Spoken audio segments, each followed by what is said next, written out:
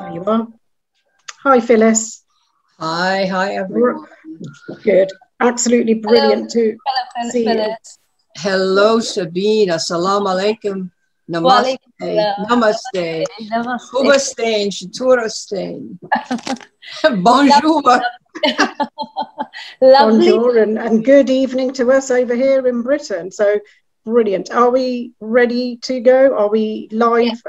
Yes, we are. Brilliant. So I'll just good afternoon, everybody, and good evening to everybody. I'm Mandy Sanghera, and it's a great honour and a great privilege to be back here today to interview somebody very dear to me, a very special person, Phyllis, and I know that it's been a great event and great journalists and great authors all coming through today. So it's been great. I've been trying to follow it on social media today. So well done, Sabine and Team Arniki and all the volunteers that have been working behind the scenes to pull this off, because I know that it's been a lot of hard work being done in the process.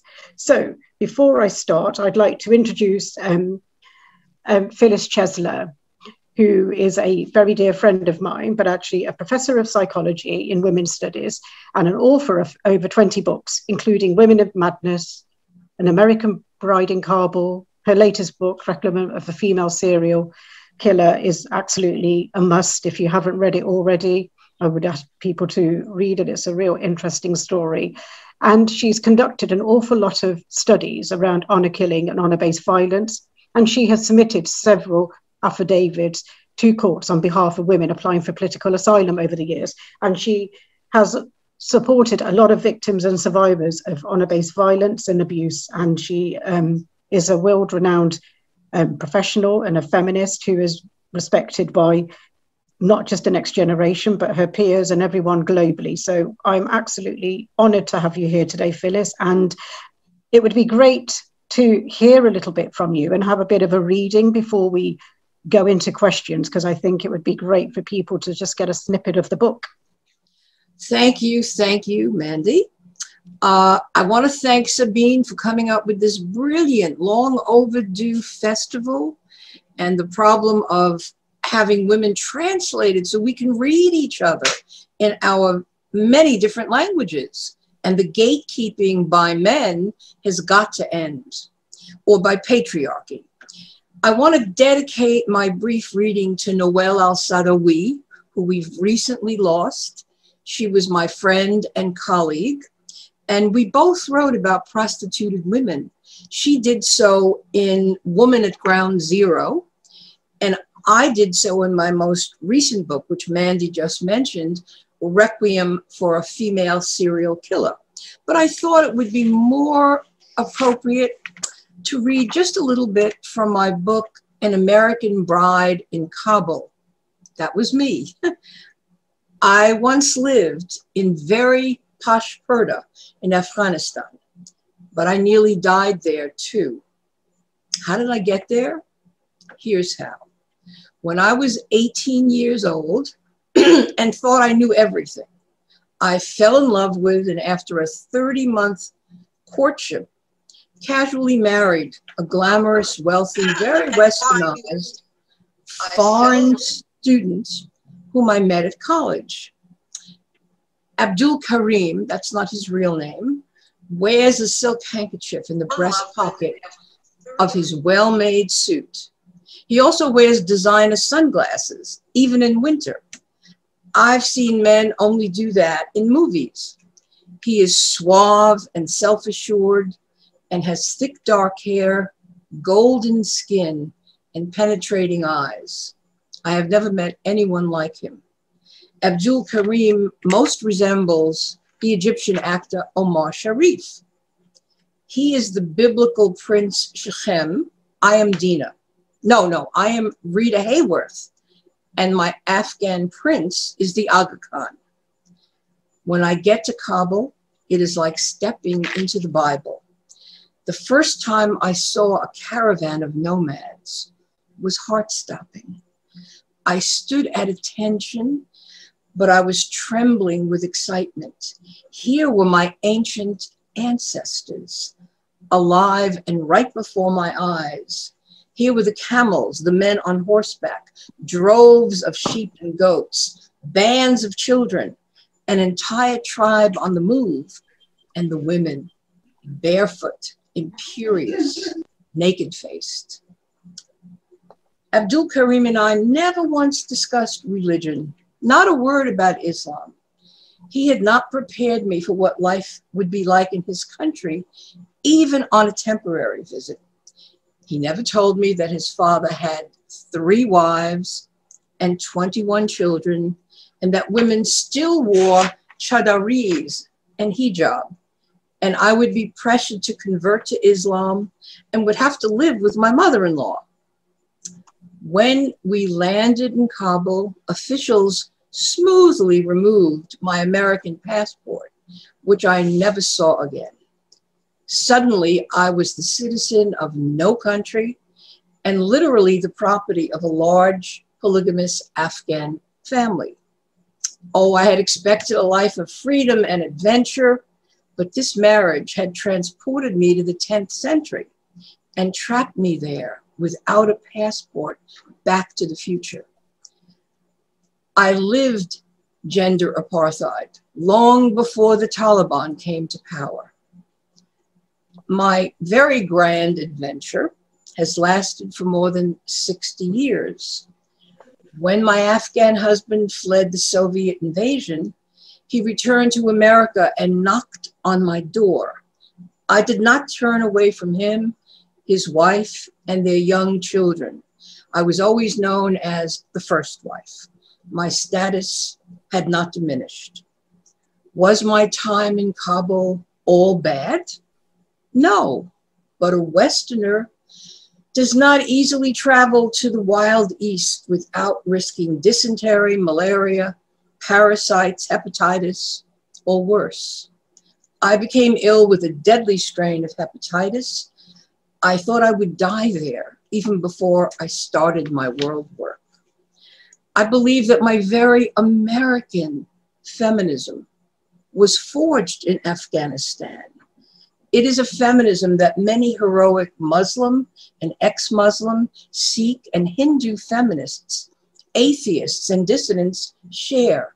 I think this is the most important resistance movement of our time.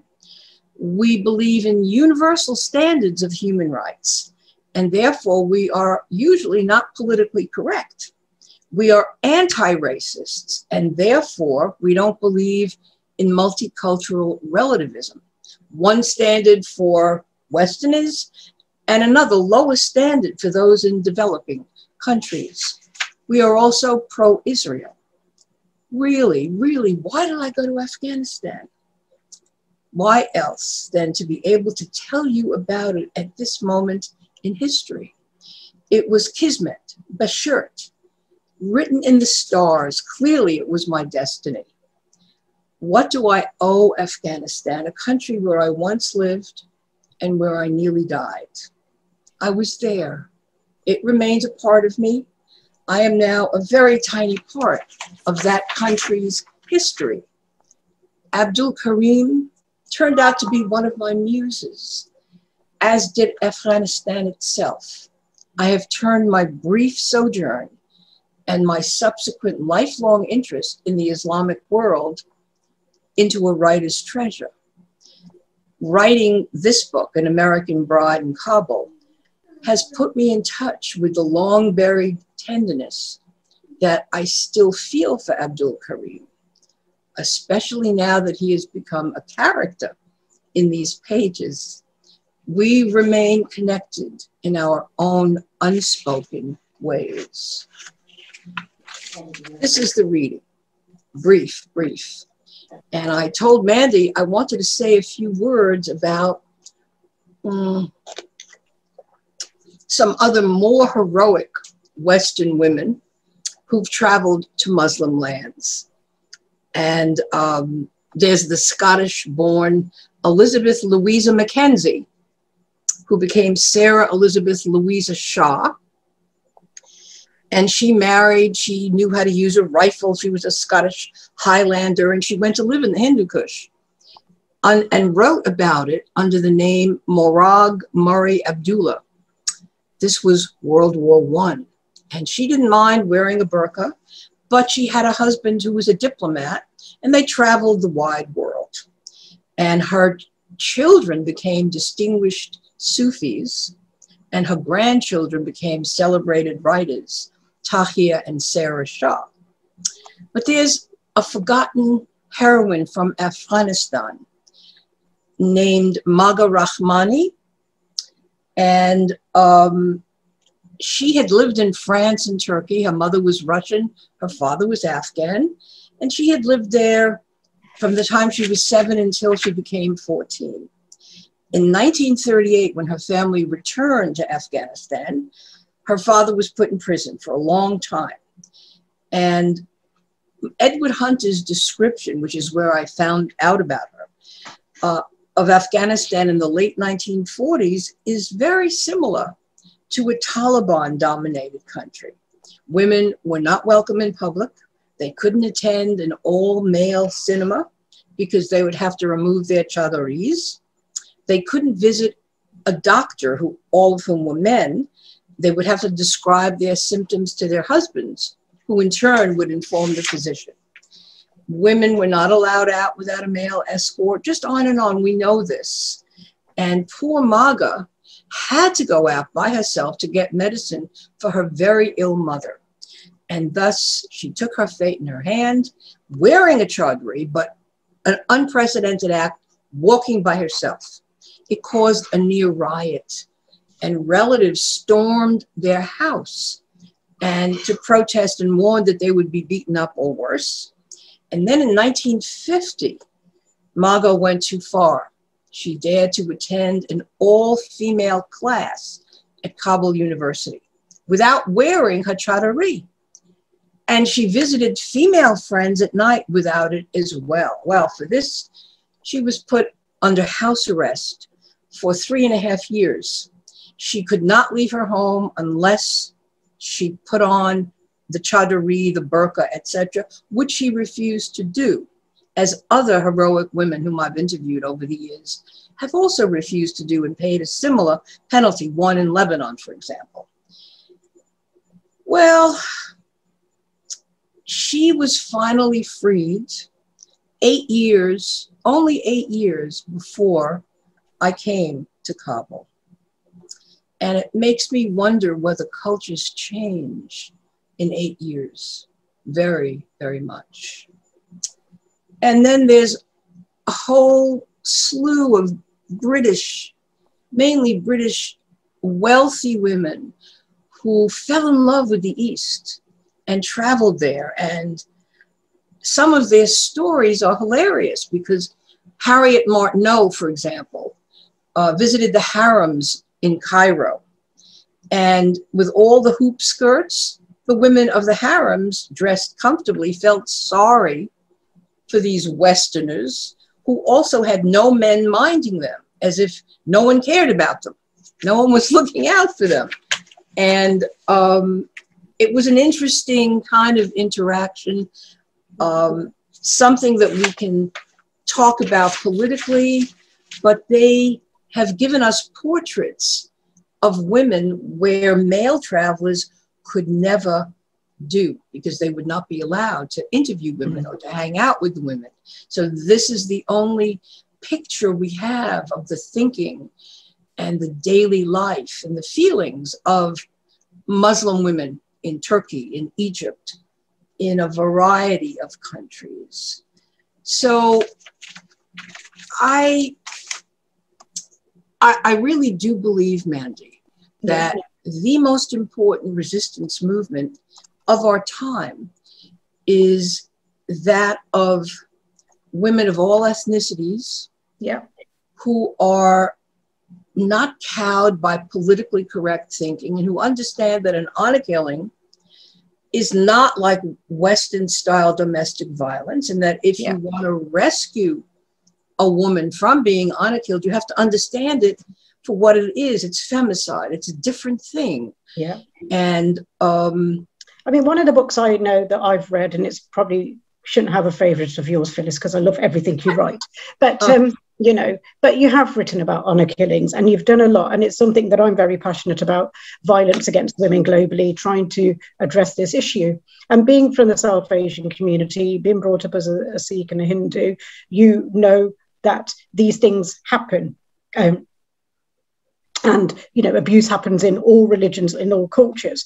But we have seen, like, you know, like you just made the point, domestic violence is a one-to-one in an intimate relationship, but honor killing, the whole community, the family, the siblings, everyone's involved, aren't they? And it would be good to just hear your thoughts on this, because you have written about this, and what kind of resistance have you faced from other people?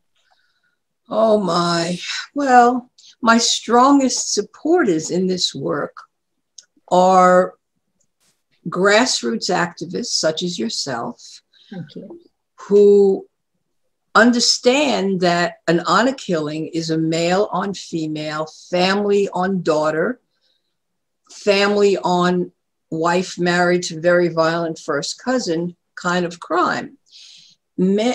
Most politically correct Western feminists and those who think that way have opposed my doing the studies, have remained silent about the affidavits that I provide to courts in political asylum cases. They are afraid that if they criticize anything that a man of color does, that they will be seen as, oh, those white colonial racist feminists, as if we are not part of a global sisterhood, as if we can't. That's really sad, because actually, to me, and I think, you know, my words are quoted all over the world now, is that we need to be very clear about protection and not political correctness. And it really saddens me that professionals, we have seen this in the UK when it's come to our grooming gangs, and there's been issues around honor killings, as you know, that there's been very high profile ones in the UK over the years. And people have not intervened because they don't want to be branded racist. They don't want to be seen as so culturally insensitive. But, you know, we need to change our attitudes, and we have to really talk about the elephant in the room, Phyllis, because I think, you know, there's a lot of young feminists and writers who have been on this amazing festival today and will be here for the next couple of days. And that they understand that, you know, people like me have to pay you homage, and to the late amazing woman that we lost last week, your dear friend. And there's been so many other women that have been coming through trying to really make a change. But I have also seen that the Black feminist movement, the South Asian women feminist movement, and the Middle Eastern are sometimes struggling to get a place at the table, really, Phyllis. It'd be interesting to hear your thoughts on that. Oh, this is totally true. The problem is that if men have dominated, and if patriarchal thinking has also dominated inside women's heads, which is something I write about in Humanity to Woman, then the gatekeeping is profound. Women internalize low self-worth and don't dare, although this is changing, don't dare to dream big, because indeed the dreams get dashed by, we're not going to publish you. You have to change what you're writing. You have to write something else entirely, or you have to be quiet. So I think that feminists need, so we're up against, there are men who are thinkers and professors and authors who are of good quality. We don't want to knock them out. That whole unintended consequence of founding women's studies, and I was one of the pioneers in that long ago, it had an unintended consequence, because then to include women and women of quality, we just simply eradicated the men of quality. That's a mistake. Now, how do we all hear each other? I think from such a festival could come publishers who will start translating from Urdu and Hindi and Arabic into other languages, and vice versa. I would love to get any of my books into Arabic. Yeah, and I think, you know what, because actually one of your things, go on. Sorry, one of the things I would like to say, because actually, you know, your understanding of the, you know, Islam and other cultures and the MENA region and in Afghanistan of first-hand experience is something that, you know, some people have not traveled, they don't understand, Phyllis. And I think that it is about taking people like your work to the masses, to the next generation of feminists. And it is really important that people understand this, because I have seen that, there are young people who kind of want to be a feminist, but actually they're almost like the bra burning feminist, and they don't want to get men into the conversation. So to me, I'm very passionate about empowering young men to become feminist, because I always say to them, look, you have to be a part of the solution. And one of the things I have learned over the last 3 decades is that if I want change, I have to talk to the gatekeepers, and I have to work within that system to make a lasting change.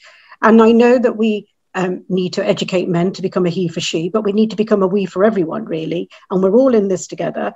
And one of the things that I would like to also ask you about is your latest book, Phyllis. I would love to just hear a little bit about that as well, because it's a great read, and it's about, a woman that the system had failed. And it was really interesting to read about, this lady having an impairment like with this, and actually that people had never picked this up, and she has been really a failing of the system as well. Well, I wrote about a woman whose case I was involved in as an activist more than 30 years ago, a very high profile case of a prostitute in Florida who, it turns out, began killing men. Now, given what we should know but don't about the violence routinely normalized against prostituted girls and women, and given what we should know about the families that they come from, broken, abusive, horrifying, very, very poor, but abusive more than poor, and then the trafficking of girls, largely girls of color, all over America and all over the world, into sex slavery, which is hell, and there's no exit. And the drugs and the alcohol help make it possible to remain tortured, because that's what the job is. You're being paid to be raped. There's a few exceptions, but the rule is that it's a very violent and dangerous life. Now, this was a woman who in childhood, the details are just awful.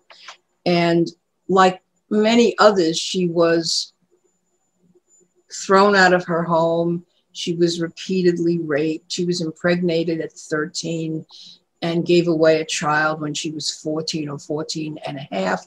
And then she hit the road, hitchhiking, hit the road, selling sex for food and music and beer. This was her life. And she did, in my opinion, and I interviewed her and we had a correspondence, she killed that first John in self-defense.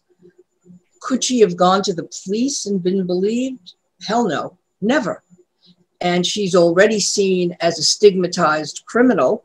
And in her case, she was an alcoholic and had a lot of cognitive and neurological impairments, and she couldn't hear well, she couldn't see well. This didn't stop any John. So did she kill all 7 in self-defense? Probably not. And I begin to explain what may have been happening. And then I profiled her, something I couldn't do for many years. She's not like other female serial killers known as Black Widows, who kill husband after husband for insurance money, or nurses who kill patients because they can or for money. And she's certainly not like male serial killers who mainly kill prostitutes and women who they think are prostitutes. That's all of us. And she wasn't sadistic or strategic, like Ted Bundy, for example. There's so many names. Yeah. And she was unique. There's never been anyone quite like her, nor was she like most women as abused as she was in childhood and in life, who go down. They go down softly, they go down terribly, they die young and or have difficult lives. Yeah. So the book was meant to be, it was my requiem, because I couldn't save her life. nor could I save the lives of so many others on death row who have been executed. And I put together a team of experts to testify on her behalf before a jury. None of us were ever called. She wanted us. She called us the testifying witnesses who would have tried to explain self-defense and that it would be likely for a prostitute to be in a dangerous situation. So this was my way of finally laying the story, laying the feminist activism, telling that tale for the first time. And I think you've done a really good job, and I think you've given her some justice, because actually, you know, her life, you know, we're using that now to empower and show other people. And it is really disturbing, because actually, I mean, you've seen the news like me last week, and about things happening in Turkey and other countries, like even the UK. We've, you know, there's an uproar right now against violence against women. And, you know, just a few weeks ago, there was a woman that was just murdered for walking home, and it wasn't late. And what happened was, instead of sort of calling out the police officer that had done this, we were victim shaming again, Phyllis. We were saying, oh, well, why was she walking home at 9 o'clock at night? You know, we've got to get away from this, whether it's in India, the MENA region, or global South, or even the West. And then in Turkey right now, you know, wanting to come out of the Istanbul Convention, you know, it's just shocking. And I think we are fighting for equality, and we're trying to raise awareness of issues affecting women, and violence being the first. You know, 1 in 3 women around the world will experience some form of violence, but in Turkey is 3 times that number. And now that country coming out, Phyllis, I mean, it would be great to just hear your thoughts on this. And, you know, you may have seen the news in the UK. Well, yes, I have a friend who lives right near that path which she takes. And we have to realize that the same police who turned a blind eye to the grooming gang victims, now one is a killer. And I'm sure that the government is not thrilled with this exposure. But, you know, as you were speaking, Mandy, I was thinking I unexpectedly watched a documentary, a fictionalized documentary of the horrifying gang rape murder on the bus in Delhi. Yeah. And I highly recommend it. It's very well done. Leslie. It's I think it's called Delhi Crime. And it shows us, I hope it's true, a woman heading the police force that apprehended these 5 demons, forgive me for describing them this way, and a woman judge who sat in court. This was very mind-boggling, because here you have women eve-teasing, dowry burning, the whole gamut of the low esteem in which women are held in India. And then we have these women who've risen, and we have feminist activists who are on the job. So we are everywhere, victims and liberators, both. And I think, you know what, it would be good to bring I'm going to bring Sabine on here, because obviously there's something that you, me, and Sabine spoke about probably a couple of years ago around the concept of Varney, about you know, how we shame people and take, you know, dishonor a family by raping and abusing somebody. And it would be great to have you in for the last few minutes, to 10 minutes or something, Sabine, to have a bit of a dialogue, because actually you wrote about this. And I remember a lot of people saying to me, I didn't even know that this word existed. I didn't realize that this word Varney, what it meant. I didn't know about this. I mean, Sabine, it would be great to just hear you on this, because obviously you wrote an amazing article for us, and it would be great to just have a bit of a dialogue between us for a moment, because I think it would be interesting for some of your followers to just hear about some of the other work that you and Phyllis have done in collaboration. Sabine, it's yours, please. With you present, I'm more tongue-tied than ever, but you know, it's been quite a journey. You know, we've been covering a lot of issues, you know, honor killings. What I feel is, you know, we have to work at the grassroots, in the sense, if we are not organic about, you know, working things out, or finding solutions. For instance, in Pakistan, you have to have representation as far as policy making is concerned. If you don't have, women representing other women as far as these policies and laws are concerned, then there's a big issue. I have this friend who's leading women in law, Pakistan, and they're working really hard to have an inclusive conversation as far as lawmaking is concerned. And I can see the barriers and the patriarchy seeping in. So that is one real issue that needs to be looked into. Brilliant. I mean, Phyllis, it would be great to just hear about, one thing that like Sabine is going to make the point, and I have, in our culture, being South Asian, both of me and Sabine coming from the global South, is that, honor is always associated to the daughter around her virginity and so many other things. And it's about people being conditioned in such a way. And, yet men can go out and be dating and do whatever the heck they want, and nobody ever wants to challenge them. It would be just interesting to hear your final thoughts about, this whole thing about honor and where it really...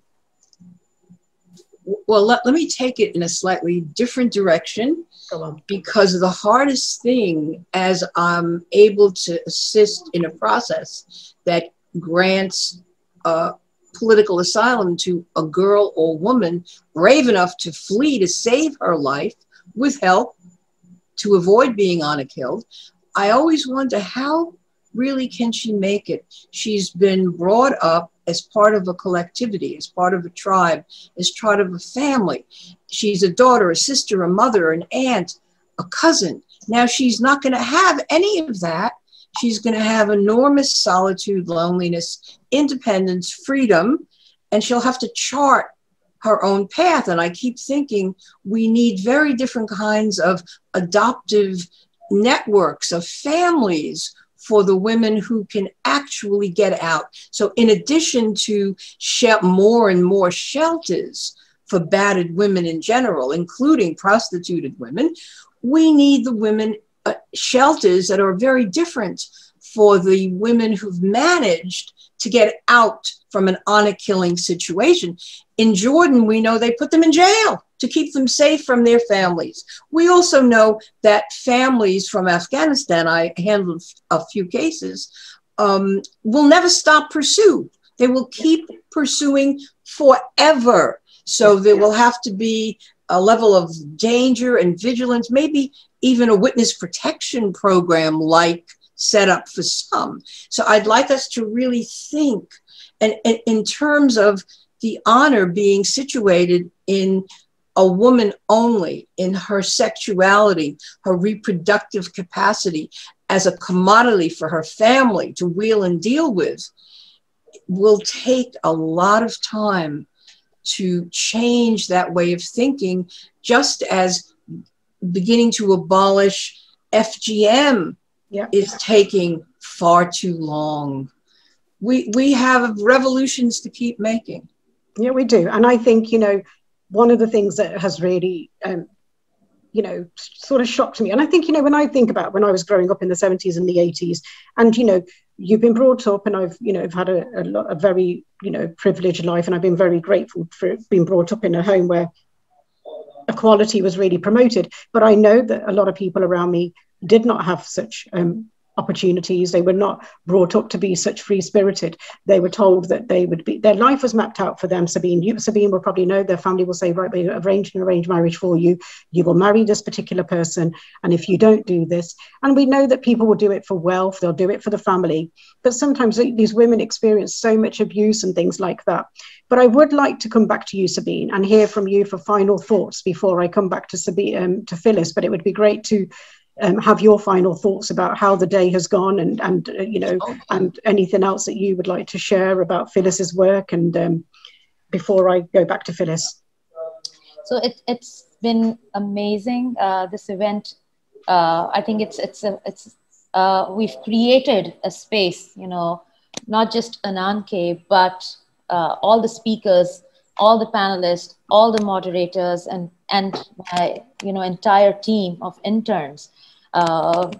we've created this space, this inclusive space. And it's not a, you know, the word, I use this word inclusion very mindfully, because, you know, it's not a token word. You know, it's something that's really close to my heart. And I think we've created this space where we can have this conversation about so many important things, and, you know, pay homage to amazing trailblazers like Phyllis. Oh. Listen, I think it is. And connect I think, you know, us, Sabine, connect us all with each other. Maybe make a global listserv group so that we can try to help each other learn what we're doing and thinking. And the translation of our works is absolutely essential. I mean, if we must, let's publish samizdat, but we have to get translators, even if we can't get publishers. No, I absolutely agree with you. And that is one of the main things, Phyllis, that basically led me to organize this event, because, you know, it's so important to have translated works. That's what can connect us, you know. Yeah. Absolutely. And I think one of the things I would like to say, you made a really valid point, Sabine, and I'm coming to you, Phyllis, is, I'm sorry we ran a bit over, but I think it's really important. And it's, you know, I wanted to make this point. You've created a very safe space for people and women who are talking about issues that are very important, whether it's equality, whether it's violence, whether it's about injustice. You know, there were so many great books and women writers from around the world that have come together. And I think it's fantastic. So well done, Sabine and her team. But Phyllis, I'm now going to come over to you for your final thoughts and kind of, you know, if there was any tips or advice, first of all, that's my first question to you. Would you give to the next generation? I am at your service. Thank you. Call on me if I can be helpful in any way. I love you so much. And I'm 80 years old. I have been here a long time. I hope to stay here a long time. Yes. And what else are we here for if not to be not just kind, but very brave and filled with courage and with kindness towards each other? Yeah. So if there was a young person sitting here today who's thinking, I would love to write a book, or I want to write about an issue, what would be your first best tip to them? I would say don't write unless it's how you breathe, because it's a hard life. Yeah. And but if you must write, then you must. You absolutely must. Yeah. Okay. And so your final pearls of wisdom, your final thoughts, Phyllis, and I would love to just end with you, because, you know, you are family, and I love you. No, I know, but I can't stand all the praise, please. No, I know, but I would say I love you all. I'm glad to be among you. I am privileged to be among you. I am a white Western girl. I'm a Jewish white Western girl, and here I am with my people. I know, and we love you, and you are welcome here anytime, and you know how precious you are to me. And I would just like to say thank you and well done to all the panelists and all the authors that have come here today. It's great to see. And one of the things I will say to people, you know, it's not just about offering lip service. My final point to everyone would be, if you've seen an author here in this festival and you think, wow, that's an interesting book, please go out and buy their books.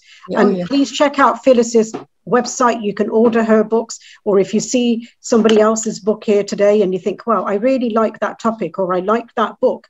The point of these festivals is not just about lip service, but actually coming along and supporting writers and artists with their craft, because actually they need us to support them. And the way that we do that is actually stepping up, buying the books, and, you know, that's the way to do it. So if there is somebody that you've seen today and you think, wow, I'm interested in that author, or I'm interested in that topic, please go on to Amazon or other platforms where you can purchase books and support the authors, because that's the way that my advice would be to you. And well done again, Sabine, and well done, Phyllis. It's always a pleasure. Well done, Mandy.